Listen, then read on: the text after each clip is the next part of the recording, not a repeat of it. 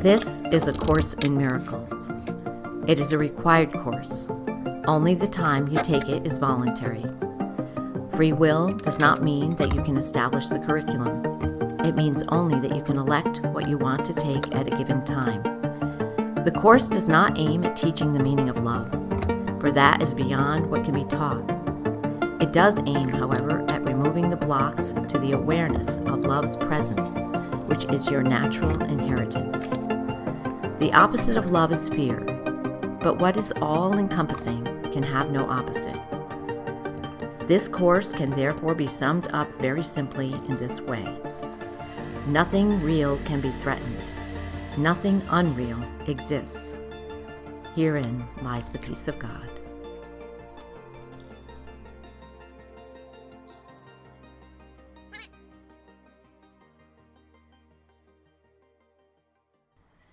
A reading from A Course in Miracles, Chapter 11, God or the Ego, Section 4, The Inheritance of God's Son, Paragraph 1.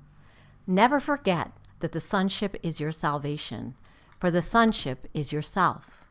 As God's creation, it is yours, and belonging to you, it is His. Yourself does not need salvation, but your mind needs to learn what salvation is. You are not saved from anything, but you are saved for glory. Glory is your inheritance, given you by your Creator that you might extend it. Yet, if you hate part of yourself, all your understanding is lost, because you are looking on what God created as yourself without love. And since what He created is part of Him, you are denying Him His place in His own altar. The glory of God is my inheritance. Oh, wow. So, what do you take as to mean the glory? I mean, I think you can only know that once you once you experience God as one. I don't know. What do you think? The glory of God is my inheritance. Well, that's a statement of fact. If somebody said, if somebody told a kid in a ghetto, let's say, that $1 billion is their inheritance, they would not comprehend it. So I'm going to say that this is not a comprehensible term, the right. Glory of God. It just sounds good. Glory. Right. Glory. Also holy. That, you say we are as holy as God. Those are terms that I think that only by experiencing that oneness in those moments do you experience what it means to have the glory of God as your inheritance?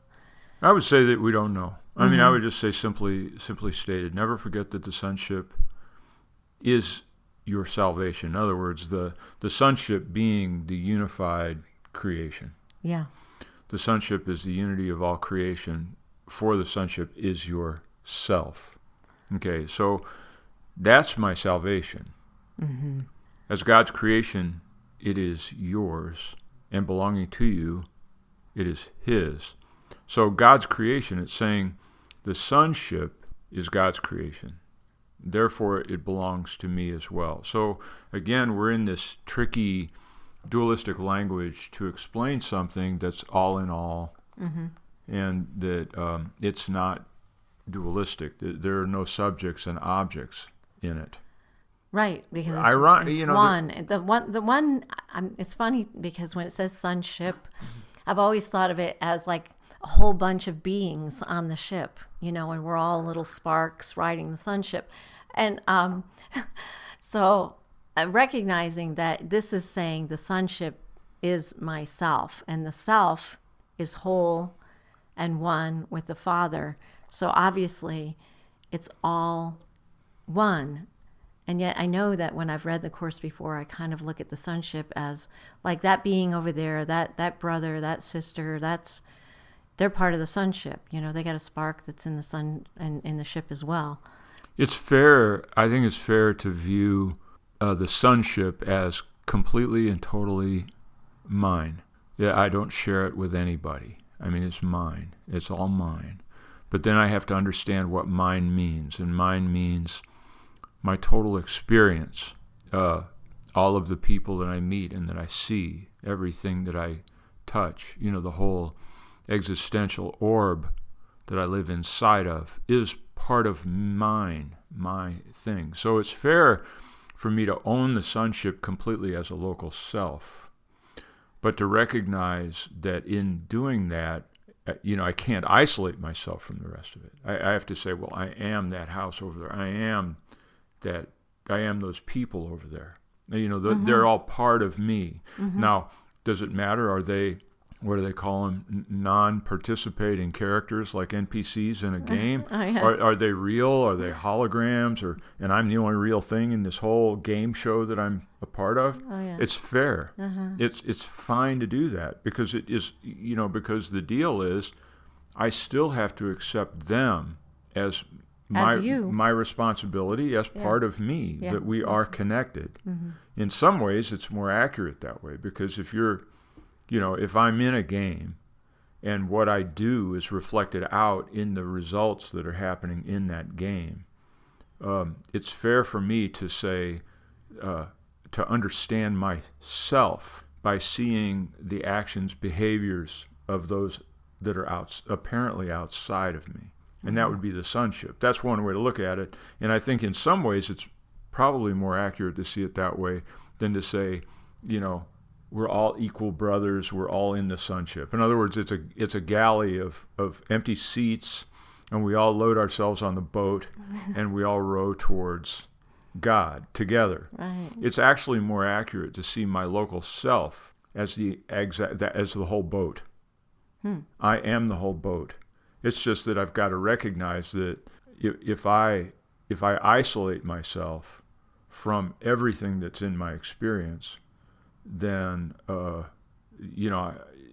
it's like saying I'm the whole boat, but actually behaving like I'm a barnacle stuck to the outside of that boat. Nothing's happening. Yeah, I'm trying to think how I think of like in my mind, but I can go with that.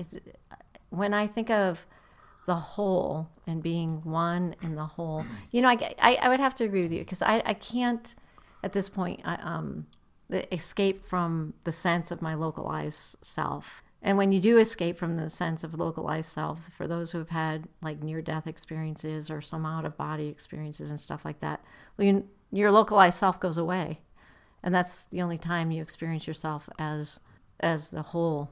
Well, it says you're not saved. I'm not responding to what you just said. Okay.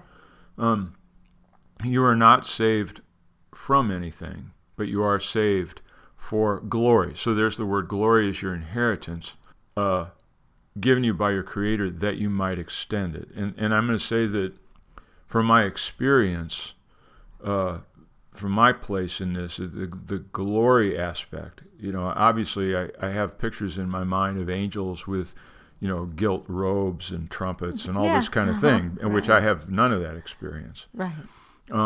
But if I see myself as having a kind of a grandeur of infinity, that if I go next door, this is my experience. This is the sonship as bequeathed to me. And if I go down the block, and if I get on an airplane, the airplane, and then I go to foreign lands, no matter where I go, think about it, no matter where I go as a local self, I cannot escape my kingdom, my responsibility, the thing that has been bequeathed me. I can't escape.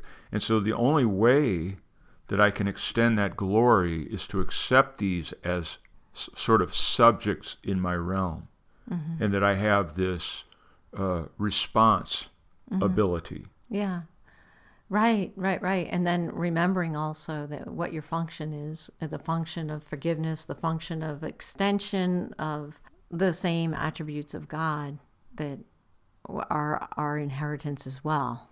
All of the peace that it can be extended from there. I said that there's no object relationship here, no subjects and objects, and yet there's an interesting part of it, which is yet if you hate part of yourself, all your understanding is lost. So apparently there's like a rule here because you are looking on what God created as yourself without love. So God created it as part of myself, and I'm looking at it lovelessly. And in that case, I lose everything. Right. I lose You cannot know yourself then. At that point, you can't know yourself because you're hating part of yourself. And so you can't know it. It's just kind of shuts it off. Well, so there's something about it that in order for me to have what God has bequeathed, did I have a choice in that? Well, as a local self, absolutely not. But as a local self, I do have the ability and maybe the responsibility to receive everything. I receive it all. I don't know. Maybe that's as good as it gets, for now, to try to understand it. We'll probably have more understanding as we read. Paragraph 2. Could you try to make God homeless and know that you are at home? Can the Son deny the Father without believing that the Father has denied him? God's laws hold only for your protection, and they never hold in vain. What you experience when you deny your Father is still for your protection, for the power of your will cannot be lessened without the intervention of God against it, and any limitation on your power is not the will of God. Therefore, look only to the power that God gave to save you, remembering that it is yours because it is his, and join with your brothers in his peace. We had a discussion about this, and I personally think that there's a very necessary piece of data in here, which is what you experience when you deny your Father is still for your protection. Okay, let's take that clause. Yeah. Now, what do you experience when you deny your Father? Let's say it. Well, usually we just, I experience a sense of, it's not just lost. I mean, you experience things don't usually go right. I would say depression. If I hate somebody next door, if I hate some part of my experience, by definition, it's according to the Course, it's self-hatred. But even if it's not self-hatred, I'm still stuck with this depressed feeling that something is terribly wrong. Right. And that's not a good feeling. And so what this is saying is what you experience when you go through that's for your protection. Yeah. So this is something that is often, again, lost on supposed students of the Course. Yeah, I would agree. And I mean, I had brought into that discussion about that my will, and God would not deny any part of my will as well, because then it would be denying his will, because our will are one. So there's always a sense of freedom as well. But what you experience when you deny the Father is still for your protection. I had interpreted it as well, because it would always protect the will that he had given me. It would not deny me that will to experience whatever I chose to have an experience of. So a question comes to my mind as I read this very paragraph is, who or what is the Father? Could you try to make God homeless? Could you try to make God homeless and know that you are at home? In other words, it sort of evict God out of my experience in some place. Right. And then I'm cozy. You're going to be homeless also. Right. Immediately. Or can the Son deny the Father without believing that the Father has denied him? So there's an amazing, again, the constant reflexive relationship between the Father and the Son and the Father. It's endlessly reflexive. Yeah. The Father is the Son is the Father. So that when I deny the Father, but what is the Father then? Obviously, the Son doesn't say, well, if he says, I am the Father, that's accepting the identity, but still, if I just sit here and say it, I'm not my own father. Right. I am the son of, Bill Hamilton. I'm not. Right. I didn't do that. Exactly. So, yeah, I mean, So I'm recognizing myself as an extension of a line that was there before I ever came into awareness. Yeah, exactly. And maybe that's like the treasure. That's like the glory. I can't really appreciate it, but through extending it or through accepting my infinite kingdom, I live in that glory. And in the same way, I live in the extension by recognizing I'm an extension of the Father. Yeah. And as soon as I said, well, no, actually, I was hatched out of an egg, and I don't know where that egg came from. Right. Well, and I guess, the Father is the Creator, And we are its extensions from the sun. The sun is the extensions, or extension, I guess, depending on if you want to make it one. So there's a whole section on the author. And well, I'm going to hammer one more time on line 4, because I think it's absolutely, for me, it's totally critical. What I experience when I deny my Father is still for my protection. For the power of my will cannot be lessened without the intervention of God against it, and any limitation on my power is not the will of God. In other words, God's not going to limit my power to deny, my power to create alternate realities, but there is lawfulness in this kingdom. Phil Hamilton did not write the laws. I can't say, when I hate XYZ over there, I will experience bliss. Right. I didn't write that law. Right. Now, there are traditions, demonic or satanic traditions, that try to do that very thing.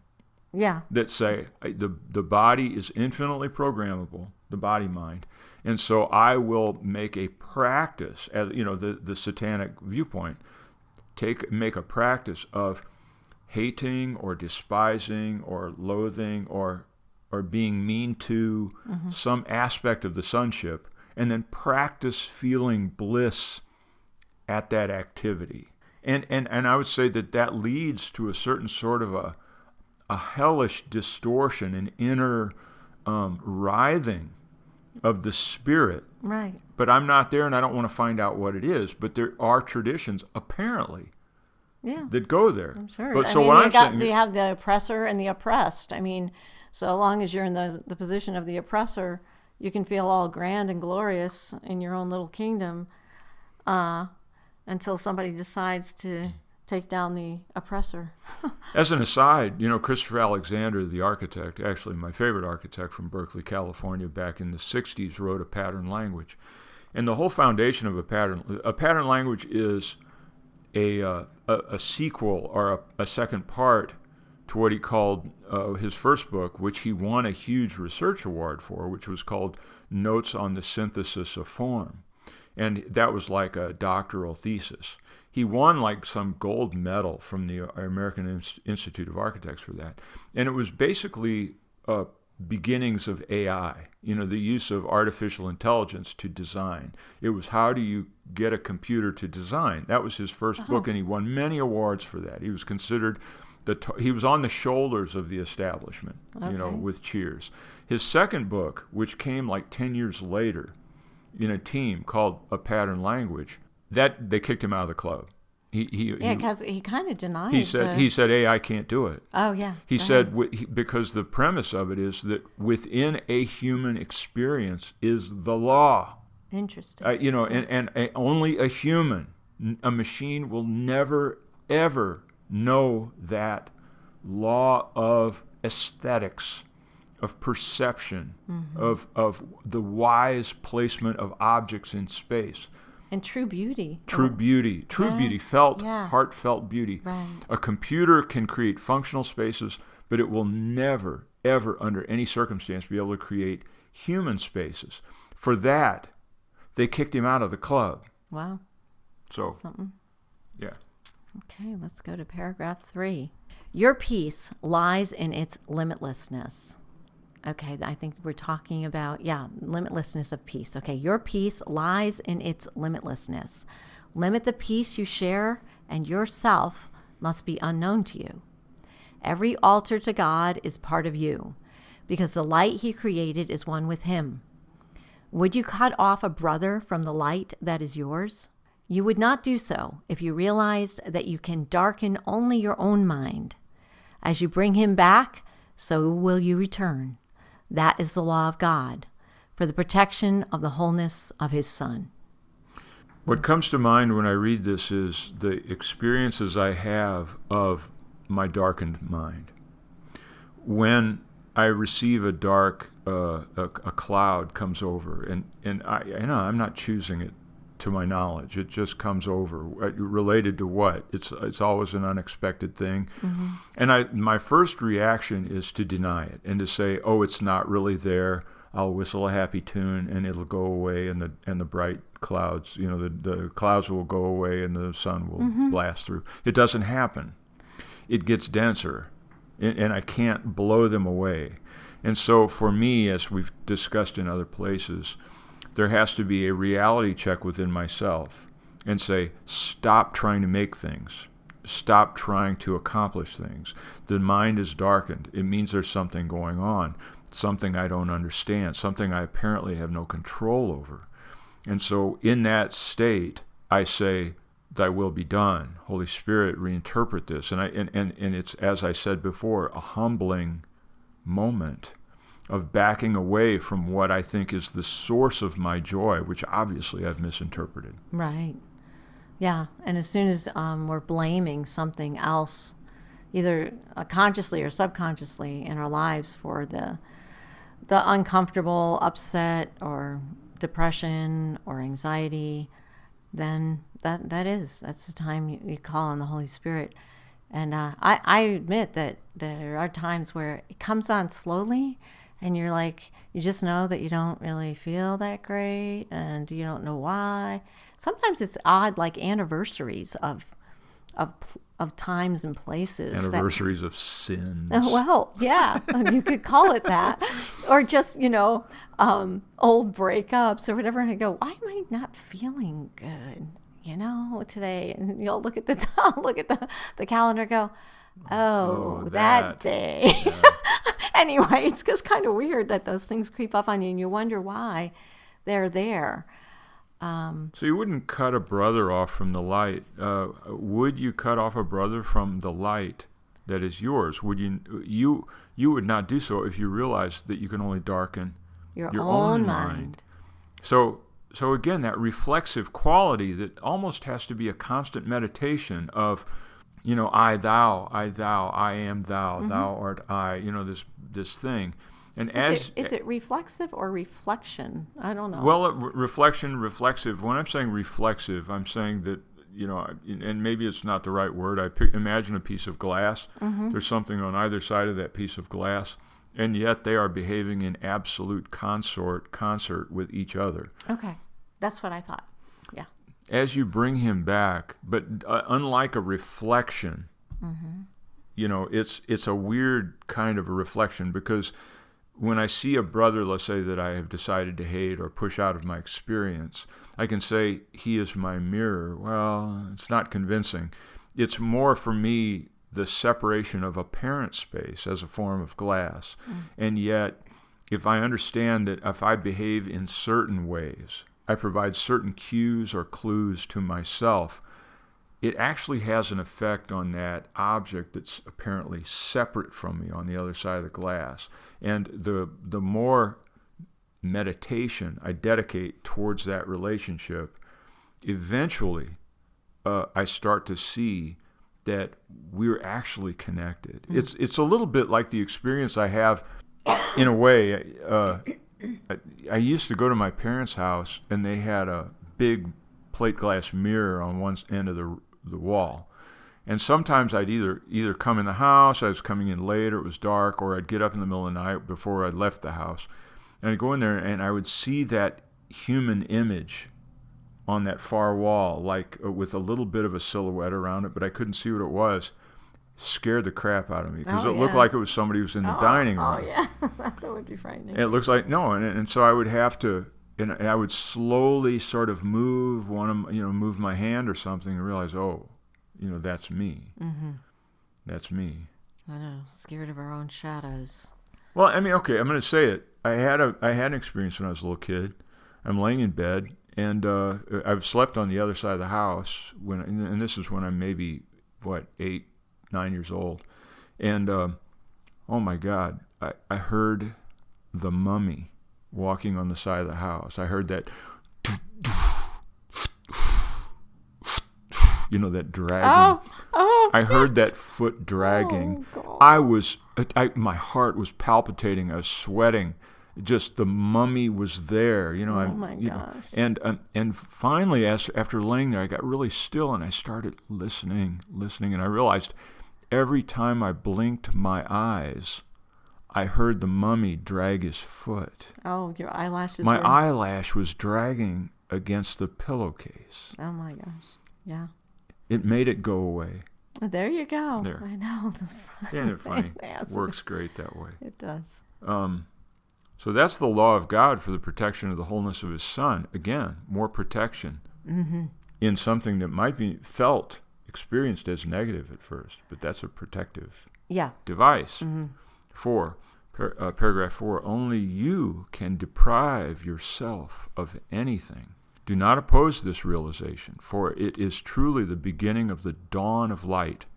Remember also that the denial of this simple fact takes many forms, and these you must learn to recognize and to oppose steadfastly without exception. This is a crucial step in the reawakening. The beginning phases of this reversal are often quite painful, for as blame is withdrawn from without, there is a strong tendency to harbor it within. It is difficult at first to realize that this is exactly the same thing, for there is no distinction between within and without. Okay, is this a heavy paragraph? Yes, it is. It's a heavy paragraph because you start to have awarenesses of what your mind is doing in keeping you separate from the sonship, from God, from your brothers. And so I don't want responsibility for my crappy experience. Well, that's it. I really want to blame somebody for this. Absolutely. And then I finally say, no, I'm not gonna do that anymore. I really don't want to be blaming my brothers, and I have an awareness of it and everything else. And then I get angry at myself if I start doing it, and I start almost like self-flagellating. And so then you condemn and blame yourself for not having the wherewithal to stop your feelings towards this other person. And so it ends up being either you blame them or you blame yourself, and both end up being the same thing. Okay, right. And it says, the denial of this simple fact takes many forms, and these you must learn to recognize. What do you think? What forms? The denial of what? Only you can deprive yourself of anything. Where's that? Okay, only you can deprive yourself of anything, and so denying that can take many forms. So what do you denying for that, you? I understand what the phrase means. Denying that I can deprive myself of anything. Denying that it's that everything you experience is your experience. Mm-hmm. Right, but also that you can deprive yourself of anything. That's what I'm denying. I'm denying that I even have the ability that I deprive myself of anything. Only you can. In other words, if you have any lack in your experience, you did it. Right. Well, I know that's why I agree with that. Yeah. So it's not that I have a certain power to deny myself. It's the fact that mostly that's the only power I really want to exercise, to deprive myself. Well, but it says do not oppose this realization that I do that to myself. So I'm the only one who deprives myself of anything. So don't oppose that realization. And remember that the denial of this simple fact takes many forms. That's what I'm trying to get at. Okay. What are those forms? What are those forms? Okay, anytime I feel bad, I'm depriving myself of something. Anytime I have any negative feeling, a feeling of loss, a feeling of sadness, a feeling of anger, a feeling of weakness, a feeling of anything, any negative feeling, I have deprived myself. Yes. And that's what I have to take responsibility for. Right. So what are those things? It's like when you wake up and you're stiff and you then say, it's aging. Yeah. Okay, you're blaming aging. Oh yeah, absolutely. And you've decided to create something called aging, and you just and you project onto it. Right. That's an immediate one. Happens all the time. I'll wake up I'll get out of this chair, and my right hip will be sore. Let's say. Right. What am I going to blame it on? Something else. Not my deal. I'm not doing it. It's being done to me by forces out of my control. Yeah. Genetics or whatever, and therefore I look to magic. I'm going to look online. Yeah. And I'm going to Google sore right hip. Yeah. And they're going to say, got a pill for that. I'm going to say, see, somebody's taking care of this problem. Right. Right? No, I'm depriving myself of stuff. Absolutely. No, I'm not saying that you get into the Christian Science thing where you're always constantly trying to like heal yourself and let that be a monitor. All I'm saying is I have an experience, and if I blame anything for that experience outside of myself, then that is this depriving, and it's not bringing light. In order to accept the self that's coming at me through this experience, no matter what it is the beginning of light. Right. I'm not saying you don't go down to the pharmacy. I'm not saying not to take an aspirin, etc., etc. Right. No, I understand. So it's a fine line. Do you understand? There's a fine line there. I do. I understand there's a fine line. So what do you think? What do you think? This seems absolutely critical to me. This is the nexus, the core of what we're talking about. If you dealt with this paragraph, you wouldn't have to do anything else. Right. It says this is a crucial step in the reawakening. And well, I mean, obviously, anytime I'm not in a place where I'm experiencing the gifts of God, the peace of mind and things like that, I'm depriving myself of something because I am not experiencing the things that God has for me as my divine inheritance. Okay, what does it say? You must learn to recognize and oppose this steadfastly without exception. Yeah. What does that look like? That means every time Give me anything. Don't talk in generalities. Okay. Give me one that comes up a bunch. Okay. Well, right this morning I didn't sleep all that well last night. Okay. Let's just start with that. And so I feel like my coherency is not quite, sparking. And so I want to blame it on a lack of sleep. And who did that? Was it the heater cutting on? Was it the no, cat making I think noises? I think I drank too much caffeine late in the day. That's what I'm blaming it on. I'm blaming it on some kind of caffeine intake. Okay. There we go. Now, so you've got this thing where you've got a substance that's abused you. Yes, I suppose. And that you pay the price with a lack of sleep, as though it were sticking you through the night. Absolutely, yeah. But what the Course is, my understanding of this is to say, not to deny, say, well, you should have slept like a baby. Like a guy said, 15 cups of coffee and I still sleep like a baby. It's not to prove superhuman control, let's say, over caffeine. Mm-hmm. It's to recognize I had a whole experience of myself with nothing lacking.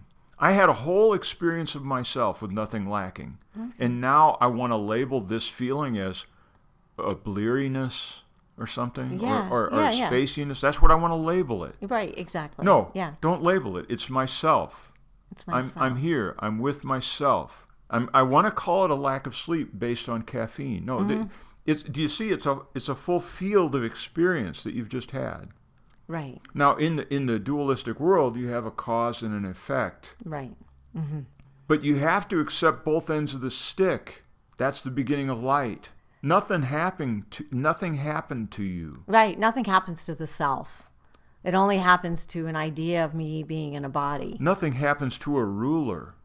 A ruler, a stick with 12 numbers on it. There's a 1 inch on one side and a 12 inch on the other. Okay. They're on the same damn ruler. Oh, okay. So you had caffeine last night, free choice, understanding fully about caffeine. You wake up bleary-eyed. You had a little bit of sleeplessness. All you were doing is acting out a total experience. So the sense of pretending as though something was done to you, is a darkening of the mind. Yeah. I'm not saying, this is where, right? Okay, I apologize for wearing this out. I might have to edit all this out. But it's like, it's important for Phil Hamilton to realize that when he has this experience of, let's say I have a cup of tea at 10 o'clock at night, and then I end up going to the bathroom 6 times before 3 a.m. Okay? All right. Because of this diuretic or whatever. Pre-diabetic, diuretic, whatever. Dietetic problem. If I do that, I have to accept in the Course, what I'm saying is that no one has abused anyone. I own all causes and effects within the scope of that experience. I own it. Maybe, as Emerson said, if you see something that you want, take it and pay the price. Paying the price means own it. Mm-hmm. So don't say, in other words, I would say, I go to the bathroom 6 times before 3 a.m. I wake up in the morning just absolutely shit-faced. Uh-huh. And I just say to myself, voila, I'm here. That's it. It's not to blame. It's not to complain. No blaming, no complaining. Right. Accept it. Right. I understand what you're saying. You're saying that to, no blaming and everything else. And no, these are small, everyday, what I consider, sort of everyday inconveniences or whatever else, but not to have a reactionary nature of saying, and making the unreal real by saying, oh, well, it was a lack of sleep, because of this, that, and the other thing, which makes my body identification of myself the reality as opposed to the eternal self the reality. I think that's what you're trying to get to. I'm not going to be wrong. Is it okay for you? Mm-hmm. Or is it okay for Phil? And I say the answer is absolutely yes. Okay. It's okay for Phil to say, I'm going to have a cup of tea at 1 o'clock a.m. Okay. And stay up all night long hanging over the toilet, let's say, okay. To make it extreme. And say, that's an experience. There's no blame there. Okay, I see what you're saying. There's no blame. There's no negativity at all. Okay. No negativity at all. Just accept it as part. Now you say, well, I don't want that experience in the future. That's another matter. But it says in the Course, even if in the future I decide to do it every single night, and every single day I wake up bleary-eyed and tired, it still says it. There's a strong tendency to harbor the blame within. Right. Absolutely. Relax. I am a thing that had tea, that tossed and turned, exactly. that got up a lot, and now I feel X. Yeah. This feeling of X is not myself. It's not the victim of anything. Well, it's true. just the phenomenon. I understand where you're going now. For some reason, I was not really I know, but this is a study, right? This is a study. Yeah, no, it is. It is, absolutely. And again and again, we read these things and then go away. We just run through them. This paragraph is a freaking lifetime practice. Right. The one paragraph. Mm-hmm. Yeah. It says recognize and to oppose steadfastly without exception. Let's see. Remember also that the denial of this simple fact takes many forms, and these you must learn to recognize and oppose steadfastly. I always like these words, steadfastly, with conviction. No, and I'm going to say this is where discipline comes in. Absolutely. It's not like I can't get sloppy. That's right. And go, I want a donut. Okay, sure, have it. Mm-hmm. Have your donut. Have your whole box of donuts. Have whatever you want in terms of just eating, because then we're in the sickness thing. We're in the sickness category here. Mm-hmm. About how is it that you can be sick or ill and not consider it illness. It's a spiritual practice of not blaming myself and not blaming the other and not blaming the body, and just recognizing that I'm looking at two things. I'm looking at two containers of water, and one has a little bit in it and the other has a lot, and you can pour them back and forth, and you've got the same amount of fluid. No matter how often you go back and forth. That's a good example. You can empty one out, fine. You still have the same fluid. You pour it back in, fine. There's no difference. Start to have this equal-mindedness. What's within me and what's without me are the same damn thing. Yeah. Okay. Does that make sense? Yeah, it does. Mm-hmm. Okay. Paragraph 5. If your brothers are part of you and you blame them for your deprivation, you are blaming yourself. And you cannot blame yourself without blaming them. That is why blame must be undone, not seen elsewhere. Lay it to yourself, and you cannot know yourself, for only the ego blames at all. Self-blame is therefore ego identification, and as much an ego defense as blaming others. You cannot enter God's presence if you attack his Son. When his Son lifts his voice in praise of his Creator, he will hear the voice for his Father. Yet the Creator cannot be praised without his Son, for their glory is shared, and they are glorified together. Well, we covered a lot of this. I mean, where blaming self or blaming the other are the same. It does illustrate and give a little bit of simplicity to what we wore out in the prior paragraph, and that is, how do you deal with this? Well, as soon as I feel the blame machine shaping in my brain, I know I'm possessed by ego. Yeah. I mean, in other words, I'm walking down the sidewalk, and there's a little unevenness in the sidewalk, and my foot catches on it. And my very first reaction is to blame the sidewalk, to think the city should level out the sidewalk, and then I say, well, that's irresponsible. I have to take responsibility. Yeah, it's you, lame. Not paying attention where you're walking. Not paying attention to where you're walking. You're dragging your feet. And just to say, oh, give thanks that you don't end up on your face.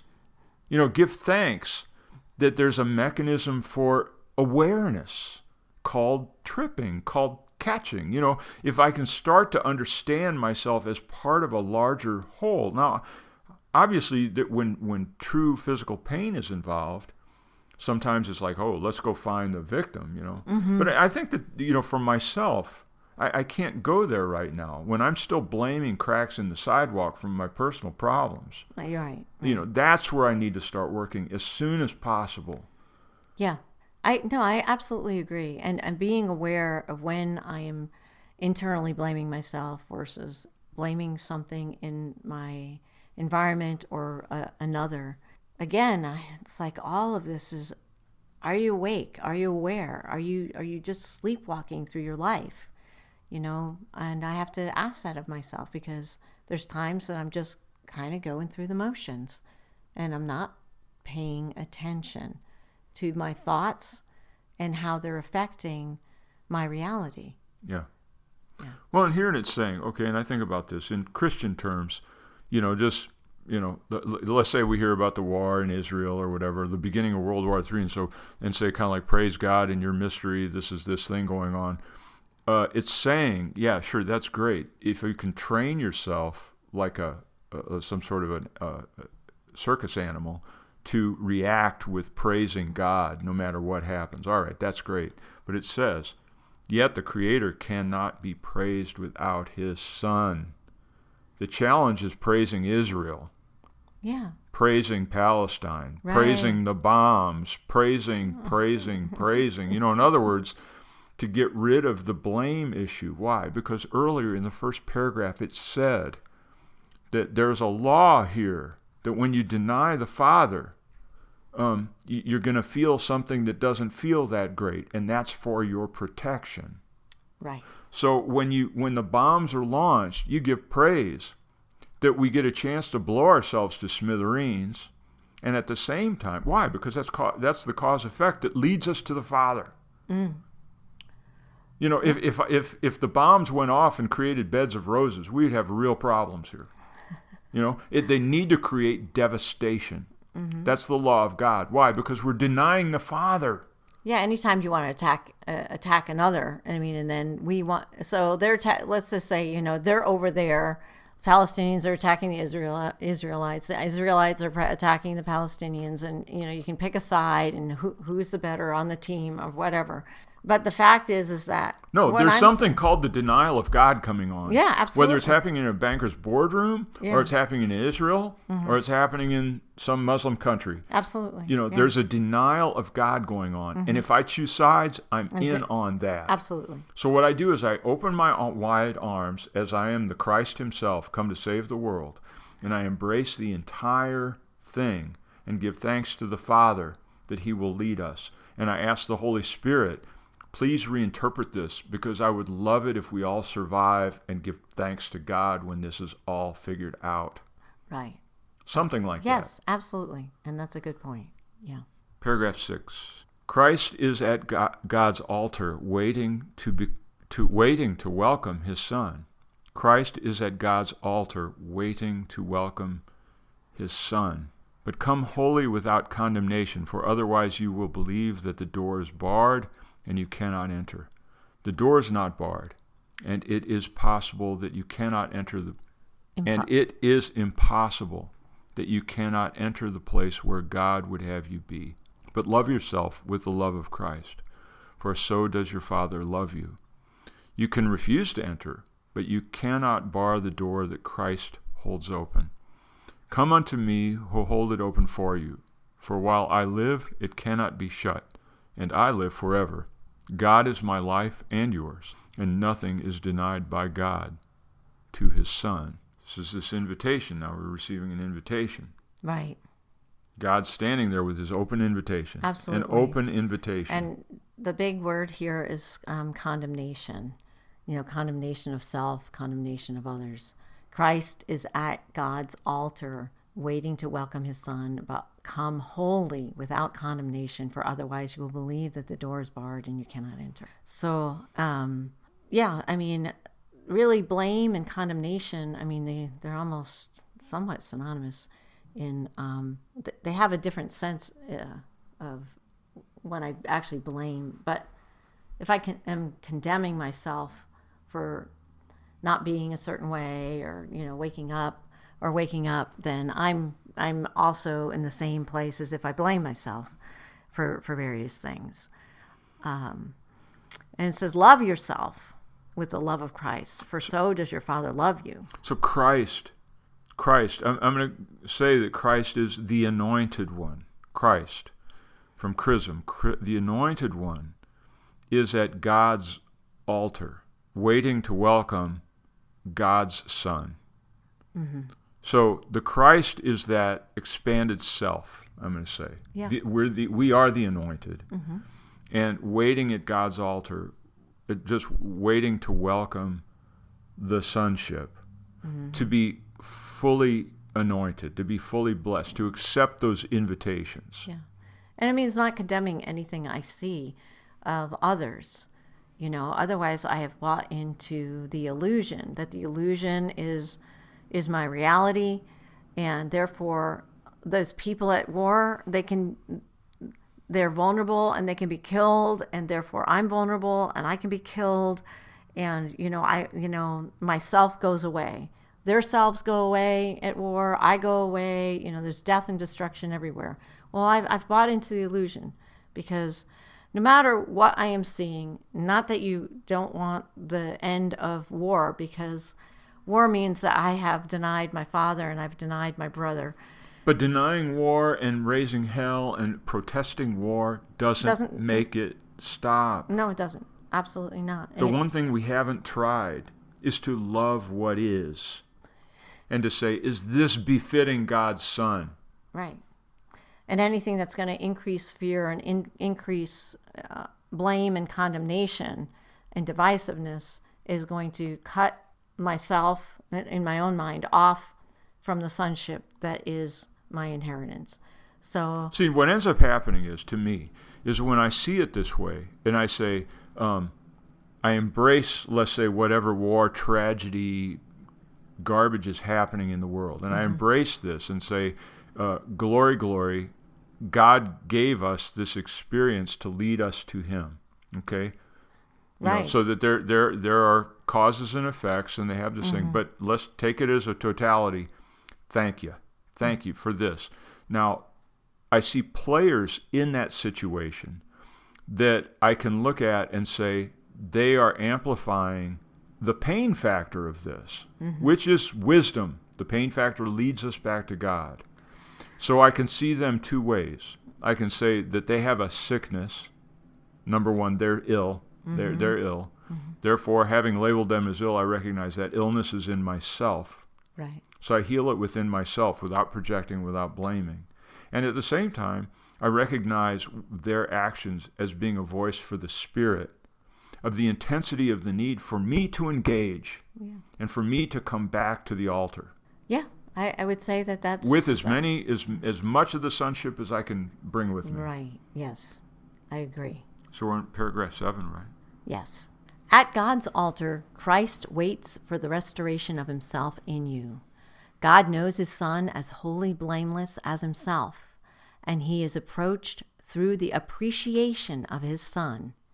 Christ waits for your acceptance of him as yourself, and of his wholeness as yours. For Christ is the Son of God, who lives in his Creator and shines with his glory.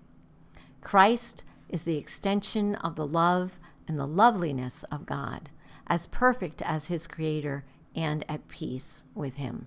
This is a full, description of who and what we really are as a Christed being. And to me, these kinds of paragraphs that usually conclude any part of a section are bringing it all back home, literally bringing you back to the sense of who and what you really are in God and in the sonship, as a whole, a restoration of the wholeness. But the prior paragraph said, Christ is at God's altar, waiting to welcome his Son. And then the next paragraph, at God's altar, Christ waits for the restoration of himself in you. Meaning they're the same. Yeah. Well, no. Wow. No, do you see the parallel that's created? The brilliance of this is Christ is waiting at God's altar to welcome the Son, but come wholly without condemnation, for otherwise you will believe that the door is barred and you cannot enter. Okay, we go immediately to the next paragraph, and it says, Christ is waiting. Where does all this happen? Where's the great laboratory? Where's the great working surface? Where's the kitchen counter, the butcher block of all this? Is me, Right. the local self, my perceptions, my understandings. That is the laboratory for this whole process of this the sonship coming to this altar. I agree. I know the work that needs to be done because I've got it all in me. Mm-hmm. Right. I know what has to happen to save the world. It's in me. And now, what will you do? What? It's easy. You quit your projections. Right. You quit your grievances. You identify my grievances. And when I have those grievances, I say to myself, help me reinterpret what's going on here. And it's not this thing, it's not solipsism where I collapse onto myself and view that I'm the whole world. No, that's it. I recognize, there are these stories of the great gurus in these holy men in India, let's say, or I'm sure shamans do the same thing. And they're wandering around and they're placing rocks or putting rice paddies or doing this different thing, little balls of rice or kumkum powder or whatever, and they're arranging it in different ways. And you think that they're schizo, but they're doing a sort of what I would consider or label as a kind of a shamanic exercise of modeling their experience, their simulacrum, their own personal local self as a model of the world. Didn't Ezekiel do this? Didn't he build a little model of the city? Yes. And then laid next to it? Absolutely, yes, he did. So that these holy men do this thing where they build, and what the Course is saying is that's what you've got, my friend. The way you arrange your flowers, the way you arrange your lamps, the way you arrange your life, the way you manage your emotions, that's this simulacrum that as you push and pull on the elements, the world is healed. That's what I've got. It's better than jumping on a plane and joining the UN or something. Yeah. Which is just more me throwing myself outside of myself. Yeah. No, I see what you're saying. And then the question is, what do we see? Do we see a healed world?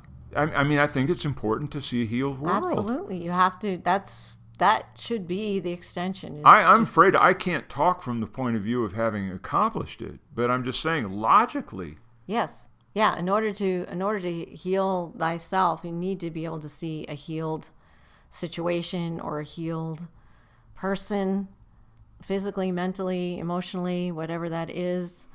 Otherwise, I think that I'm broken and incomplete, and so I've identified again with a separated self and not one that is one in the sonship. Paragraph 8. Blessed is the Son of God, whose radiance is of his Father, and whose glory he wills to share as his Father shares it with him. There is no condemnation in the Son, for there is no condemnation in the Father. Sharing the perfect love of the Father, the Son must share what belongs to him, for otherwise he will not know the Father or the Son. Peace be unto you who rest in God, and in whom the whole sonship rests. Hear that? Peace be unto you who rest in God. Right. Mm-hmm. And in whom the whole sonship rests. So the whole sonship rests in me as a son of God. Right. And why is that? This is one of the laws that God gave us. If you don't take absolute and perfect, total self-responsibility, this place stays sick. Yes, absolutely. And with each one of us that awakens, they say 1,000 years can be taken off of the nightmare that we've created here in time. So there's motivation on my part, if I want to call it that, motivation to say my little efforts that seem so small, that seem so insignificant as you would call the localized self, are having a dramatic effect on the whole of the sonship, whether I know it or not.